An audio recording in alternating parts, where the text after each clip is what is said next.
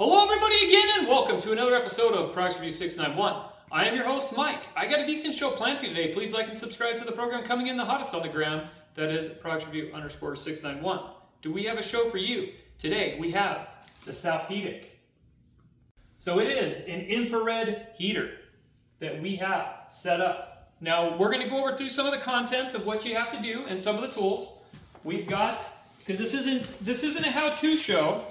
So some of the first things you're going to need, a Phillips and a flathead screwdriver to install.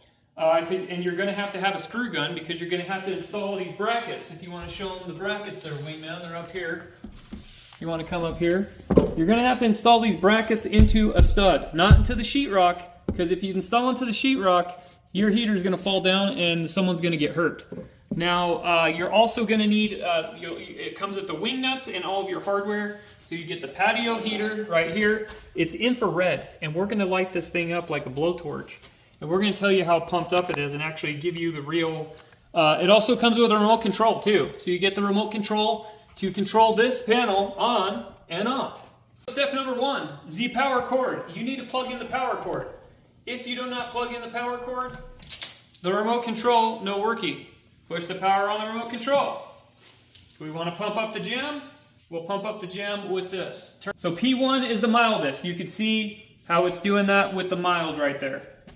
The P1, you're getting some halfway decent heat. It's okay, I could feel it right here. Am I going to go out to a building and feel it out here? No. So we're going to bump it up to P2 infrared. P2, please. And it even does voice remote. No, it doesn't. P2, you can feel the heat coming out. Do I feel it out here? Yes, I can feel it on the back of my head. Do I feel it back here? Yes. Could it do this whole room yet? No, not really. I don't think so. So we're going to do to ultra, which is P3. Let's see if P3 blazes out the heat. You can see how awesome that is. So this is the max heat, and you can see the heatilator on the side here. It does put out some massive heat. Could it do a whole room like this? I'd say it's good for a small little garage, but not a full garage. Wingman, would you say this would do a full garage? I would say you would have to put like 2 or 3 or 4 in one garage to get it to make it really hot on the highest level, the highest level it has.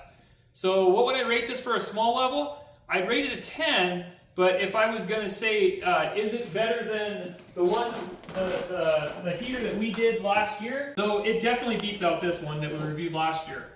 This still cranks out the heat, but this one's cranking out more heat right here. So please like and subscribe. What I like about this is that it actually does what it says. 2 will do a big area. You can put these, you can line these things up. It's easy to install, easy to mount to the wall. See how we have that to a stud? Don't affix it to a nut stud. Someone will really get burnt. So you have that. We didn't do the install to show you the install because it's self-explanatory when you have the brackets there. What I like about it is it does what it says. It cranks out the heat to about this far. What I would do to change the product is I would say make it so I don't have to put it a little more expensive, make it a longer deal. And so I don't have to have like 3 or 4 or 5 lined in my house, because you need about probably 2 or 3 to crank out the heat in this very area right here. So thanks for watching. Please like and subscribe to the program. We really appreciate it. And good night now.